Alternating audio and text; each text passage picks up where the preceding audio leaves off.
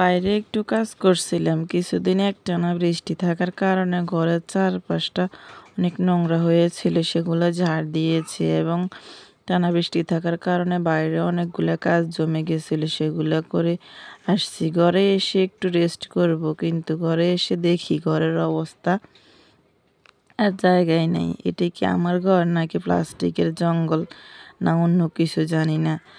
তো hello everyone, আসসালামু আলাইকুম। কেমন আছেন আপনারা সবাই? আশা করি সবাই ভালো আছেন। আলহামদুলিল্লাহ, আপনাদের দোয়ায় আমিও ভালো আছি। এই তো এখন আর কি করার আছে, ঘরের সমস্ত কাজকর্মগুলো এখন এক এক করে নিব আর কি। এই তো আমার ছোট মেয়ে ঘরের পুরো লন্ডভন্ড করে রেখেছে। ঘর যেন এক পুরো সার্কাস বসিয়ে রেখেছে। এ যেন এক বিশুদ্ধ যুদ্ধের ময়দান। তো আর কি, বিকেল 5টার পরে হাতে ঝাড়ু নিয়ে মনে শুধু একটা কথা, ঘরটা একটু ঝকঝক করে তুলি। এই তো ছেলে মেয়েদের জামা কাপড়গুলো গুছিয়ে রাখলাম। সবসময় এলোমেলো করে রাখে। একজন মা যখন জামা কাপড় ভাঁজ করে, এটাও এক ধরনের ভালোবাসা। এই তো আমি এক এক করে ঘরের সমস্ত ফার্নিচারগুলো মুছে রাখবো। কিছু চনার ডাল ভিজিয়েছি, এগুলো সিদ্ধ করে নিতেছি। তো পড়ার টেবিলটা মুছে নিতেছি। পড়ার টেবিলটা মুছে রাখলে বাচ্চাদের পড়ালেখা মন বসে। এক এক করে আমি শোকেসটা মুছে নিতেছি। এই ধুলো আস্তে করে জমে বসে আছে, কিন্তু আমি তো বসে থাকি না।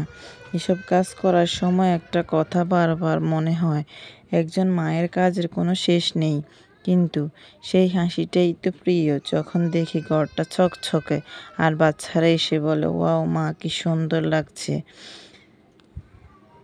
ওয়ার্ড্রপ আর ফ্রিজটাও একটু আলতো করে মুছে নিতেছি। এগুলো দেখলে মনে হয় এই ধুলোগুলো যেন দিনের পর দিন আমাদের ব্যস্ততার চিহ্ন। তাই হালকা করে একবার মুছে নিলাম, যেন ঘরের সঙ্গে মনটাও একটু হালকা হয়।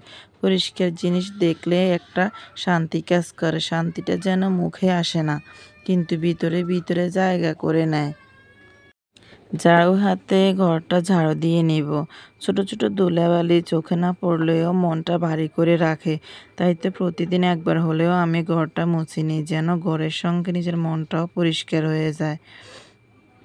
ঘর দোর পরিষ্কার করতে তোমরা কে কী করে করো কমেন্ট করে জানাও। ঘরের চারপাশ ঝাড় দিয়ে লাভ হয় নাই, আবার বৃষ্টি এসে সবটা আবার ভিজিয়ে দিয়ে গেছে। আমার ভিডিওটি যারা ইউটিউব থেকে দেখছেন, প্লিজ আমার চ্যানেলটি সাবস্ক্রাইব করে রাখবেন। আর যারা ফেসবুক থেকে দেখছেন, প্লিজ আমার পেজটি ফলো দিয়ে রাখবেন। আল্লাহ হাফেজ, আসসালামু আলাইকুম।